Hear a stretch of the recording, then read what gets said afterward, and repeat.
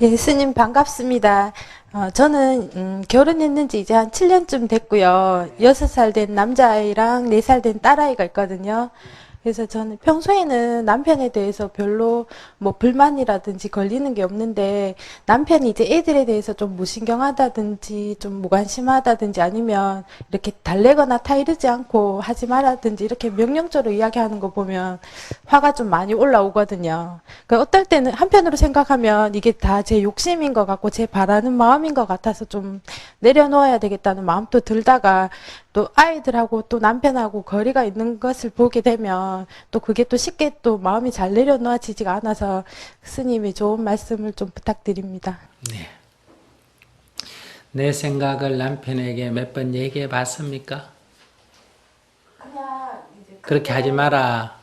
그러니까 애들 야단치지 마라든지 애들하고 좀 같이 잘 놀아라든지 내가 바라는 거를 내가 원하는 거를 남편에게 몇 번 진지하게 얘기해 봤습니까? 한 번도 얘기 안 했습니까? 진지하게는 아니고 그냥 애들하고 좀 같이 좀 많이 놀아주고 좀 보냈으면 좋겠다는 제 의견을 이야기한 적은 있습니다. 몇 번 얘기했어요. 많지는 않거든요. 근데 이제 그때그때 제가 이렇게 화를 올라오는 내 모습을 볼 때 애들 앞에서는 남편한테 이야기를 못 하겠고 그냥 애들 모르게 눈치껏 이렇게 한 번씩은 이야기한 적이 있거든요. 그러면 내가 바라는 게 있으면 얘기를 하면 됩니다. 그것이 정말 우리 남편이 고쳤으면 좋겠다. 우리 아이를 위해서도 우리 남편을 위해서도 저건 개선했으면 좋겠다. 이런 생각이 있으면 혼자 속으로 끙끙대지 말고 또 화내지 말고 남편에게 진지하게 여보, 내가 생각하기에는 이렇게 하는 게 아이들에게 좋지 않겠냐. 이게 남의 애도 아니고 우리 애들인데 아이라는 거는 뻔 받고 자란다는 건데 당신이 이렇게 화를 내고 이러면 아이들이 뭘 뻔 받겠느냐.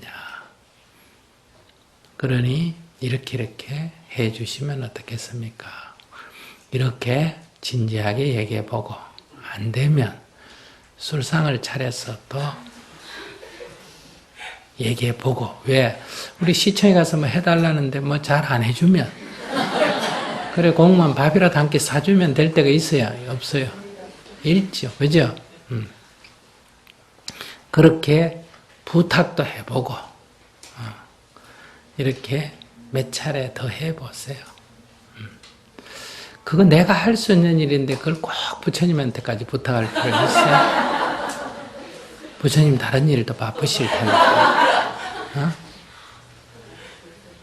북한에 굶어드는 동포도 보살펴야지. 저 아프리카 어디 뭐 진짜 고통받는 사람들 얼마나 많습니까? 그지? 그러니까 부처님께서 힘이 있으시면 그들을 돌보십시오. 이건 제가 하겠습니다. 부처님께서 내 뭐 좀 도와줄까 이러더라도 내가 진실한 불자라면 아닙니다 부처님. 제 일은 제가 하겠습니다. 이렇게 말하는 게 진실한 불자예요. 그래서 3번 내지 5번 정말 내가 진지하게 얘기해봐라. 그랬는데도 변화가 없으면 이거는 고쳐질 가능성이 별로 없는 일입니다. 그럼 고쳐질 가능성이 별로 없는 일을 계속한다는 것은 낭비죠. 나만 화나고 자꾸 남편에게 미워집니다. 근데 사람이 다 고칠 수는 없어요.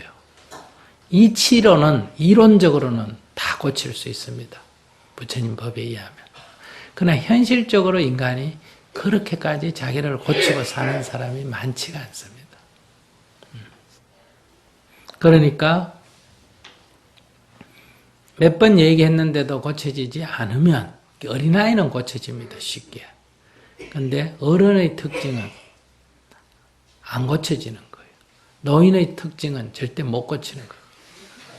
그러니까 노인한테는 맞춰야 되고 어린아이는 따라 배우기 때문에 본보기가 돼야 된다. 그래서 남편님이 어른이 돼버렸잖아. 그죠? 고치기가 어렵다. 조그마한 아이도 엄마가 얘기해도 잘 못 고치는데 어떻게 다 큰 남편을 내가 고칠 수 있겠어요? 진지하게 몇 번 부탁을 해보고 안 되면 고치는 건 포기하셔야 된다. 그래서 남편은 남편 식대로 하도록 놔두고 남편이 어떻게 하든 그것은 아버지의 권리다. 나에게 어머니로서의 권리가 있듯이 아버지로서의 권리가 있거든요. 나는 내 식대로 어머니로서의 권리가 있듯이 남편은 자기 식대로 아버지로서의 권리가 있단 말이에요. 그러니까 그 권리를 행사하도록 그냥 두세요. 남편이 애들에게 잘못한다고 둘이가 싸우는 게 애들에게 나쁜 영향을 주느냐?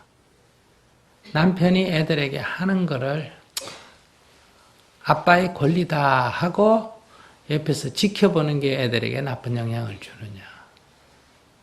전자가 훨씬 더 나쁜 영향을 줍니다. 애들이 엄마한테 아빠에 대해서 불평을 하면 오히려 두둔을 해야 합니다.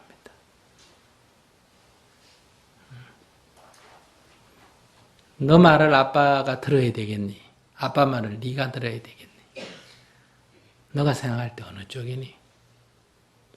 나하고 아빠하고 생각이 다르면 너 생각이 옳으니 아빠 생각이 옳겠니? 100%는 아니지만 어느 게 더 비중이 높겠니?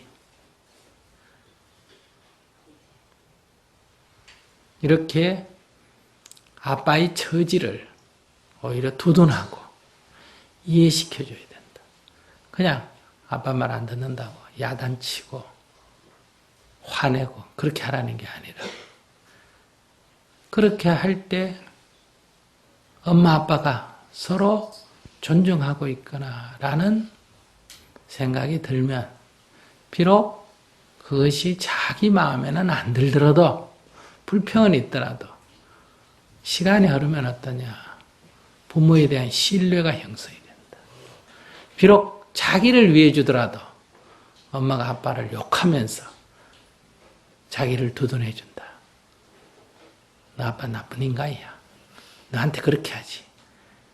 어떻게 아빠가 그럴 수가 있어? 이렇게 얘기하면 애는 일시적으로는 좋아할지 몰라도 부모에 대한 신뢰가 떨어집니다.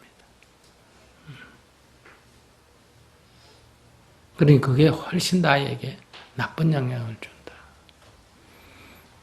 그래서 첫째 할 일은 남편에게 진지하게 내가 바라는 바를 정말 이게 애들 교육이 중요하다고 생각하면 진지하게 얘기하세요. 근데 성질만 냈지 진지하게 얘기 안 했다는 건 뭐예요? 그렇게 중요하게 생각 안 한다는 얘기예요. 스님은 북한 동포 굶어 죽는다니까 안타깝고 그걸 진지하게 생각하니까 나도 굶고 정토에다가 호소하고 정부에다가도 5번, 6번 호소하고 5번, 6번 찾아가고 듣고 안 듣고는 그들의 일이고 나는 최선을 다한다. 그들이 내 말 안 듣는다고 욕도 안 한다. 왜? 듣고 안 듣고는 그들의 영역이기 때문에.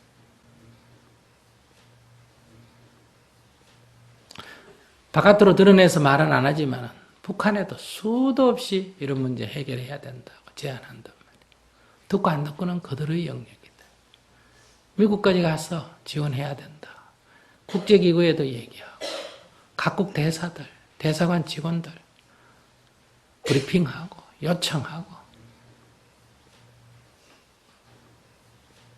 최선을 다해서 한다. 그게 중요하다고 생각하면 근데 자기 자식의 교육 문제, 그게 중요하다고 생각하면 남도 아니고 함께 사는 남편인데 왜 그걸 진지하게 얘기를 안 해?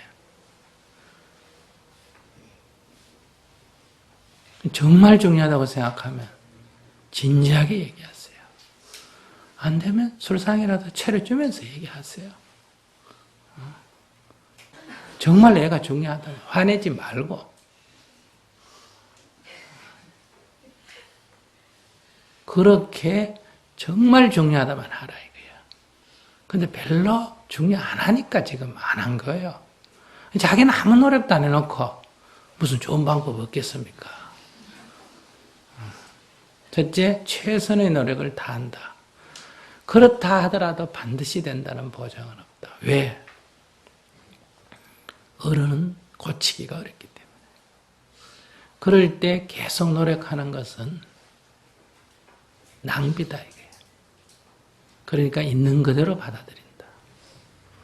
남편은 남편 역할 하도록 놔두고 내가 어떻게 할 거냐. 아이가 아빠에 대해서 불평할 때 아이에게 독려해 주는 게 아이의 교육에 좋겠느냐. 오히려 아빠 편에 서서 아빠를 이해시키는 게 장기적으로 아이의 교육에 좋겠느냐.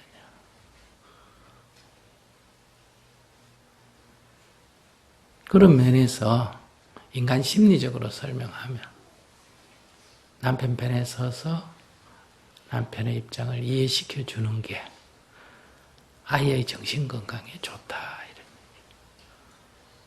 어릴 때 사탕 많이 먹으면 입안이 달콤해서 좋죠. 그러나 장기적으로 보면 이빨이 썩는다든지 건강에 나쁜 것 같아요.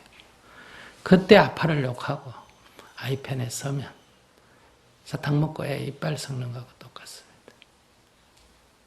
아이에게 나쁘다.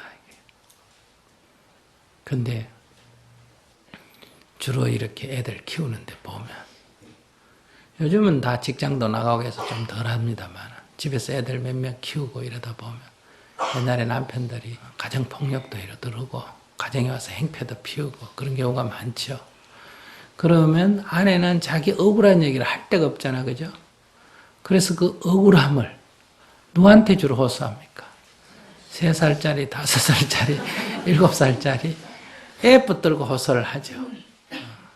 그래서 제가 옛날에 자랄 때 주위에 보면 어린애들은 다 아빠를 원수같이 생각합니다. 진짜 나쁜 놈이다 이렇게 생각해요. 이렇게 키웠기 때문에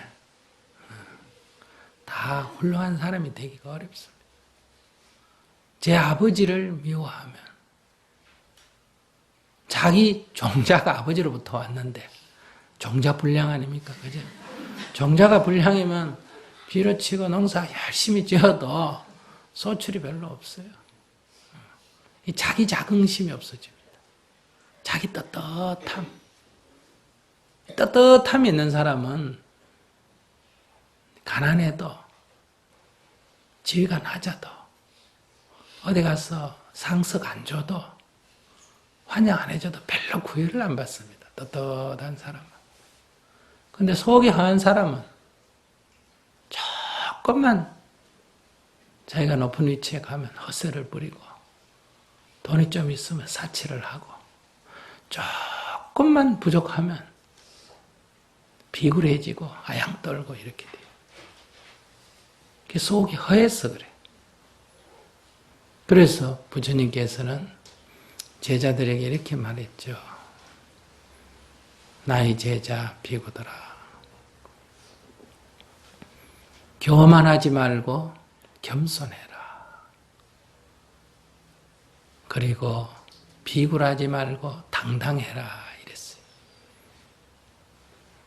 중생은 돈에 여러분들이 집착을 하면 자기보다 돈 많은 사람 앞에서는 비굴하고 자기보다 돈이 좀 적은 사람 앞에서는 교만해지고 권력에 집착하면 자기보다 높은 사람 앞에서는 비굴해지고 자기보다 낮은 사람 앞에서는 교만하고 그러죠. 그런데 수행자는 속이 꽉 찼기 때문에 자기보다 낮은 사람한테 아주 겸손합니다. 자기보다 높은 사람한테 아주 당당하다. 이 말은 높은 사람한테는 오히려 고개 쳐들고 낮은 사람한테는 고개 숙이라 이런 얘기가 아니라 우리가 그 반대로 하니까 그렇게 얘기하는 거고 모든 사람 앞에 당당하다. 출가 수행자들은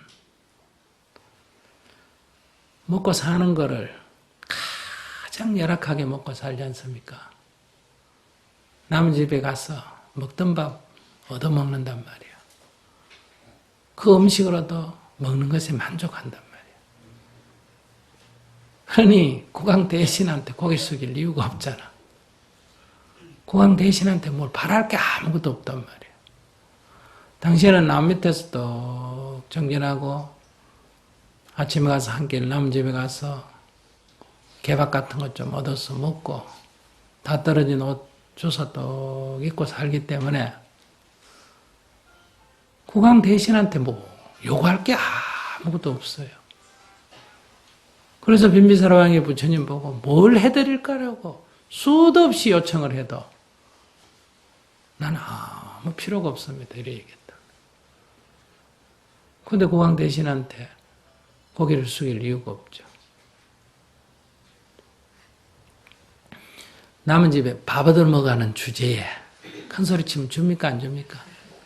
안 주지. 매일 걸식을 다니기 때문에 밥 얻어 가는 사람은 주는 사람한테 다 겸손해야 됩니다. 그래서 걸식하는 수행자는 항상 겸손한 거예요. 그들이 내 밥줄을 쥐고 있기 때문에.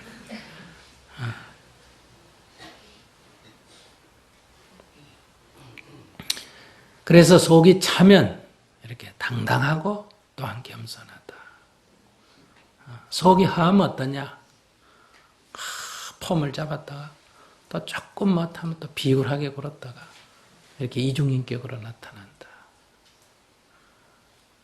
근데 또 이것도 잘못 받아들이면 어때요? 너무 이거를 법집으로 받아들이면 높은 사람 오면 도리어 막 목에 힘주고 큰 소리 꽝 치고 일부러 저 밖에 앉혀놓고 또 낮은 사람 오면 일부러 가서 더 환대를 하고 그렇게 하라는 건 아니에요. 평등하게 하라 이런 얘기예요. 그래서 걸식을 할 때도 안한존자는 부잣집만 찾아가면서 걸식하고 가섭존자는 가난한 사람만 찾아가서 걸식하니까 부처님께서 그렇게 하지 마라. 평등하게 부자든 가난하든 차별 두지 말고 그냥 차례로. 이게 자제거리야. 차례로. 그냥 걸식해라. 그러니 아들이 그런 훌륭한 자녀가 되려면 엄마가 이렇게 자녀 교육 문제로 애하고 싸우면 애가 더 나빠진다 이 말이야. 자녀 교육 잘 시키려고 싸워도 더 나빠져요. 진짜 자녀를 위하는 거는 내 보기에 남편이 좀 문제가 있어 보이더라도 그건 누구 보기에 그렇다? 내 보기에 그래. 그건 진실은 아니에요. 내가 보기에 그러니까. 그럼 내 생각이 다 옳으냐? 옳은 건 아니에요. 그럼 무조건 남편 말만 따라야 되냐? 그런 뜻이 아니에요. 내 의견을 얘기하라는 거예요. 그러나 듣고 안 듣고는 누구 자유다? 남편의 자유예요. 그런 마음으로 기도를 하셔야 돼요. 그러면 아마 좋은 일이 생길 거예요.